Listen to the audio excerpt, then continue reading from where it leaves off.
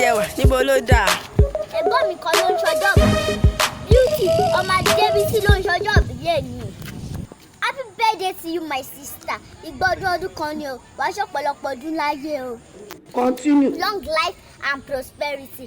More years to Continue. come. More calendar to destroy. Continue. Once again, happy birthday my lovely sister.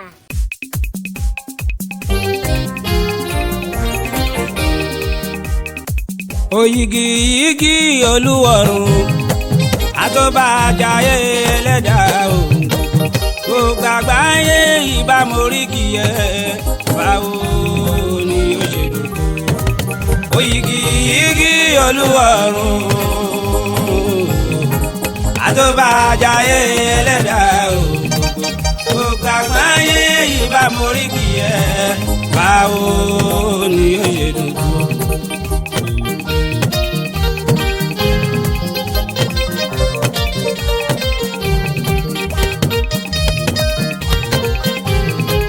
Ọjọ́ àbíní ó ṣe kókó láyé o. Ọjọ́ àbíní ó ṣe pàtàkì. Mùsùlùmí sọjọ́ bí ànábì o. Onígbàgbọ́ sọjọ́ bí Jésù. Mùsùlùmí sọjọ́ bí ànábì o.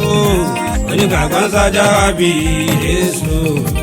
Ọjọ́ àbíní ó ṣe kókó láyé o. Ọjọ́ àbíní ó ṣe pàtàkì. Adéwálé.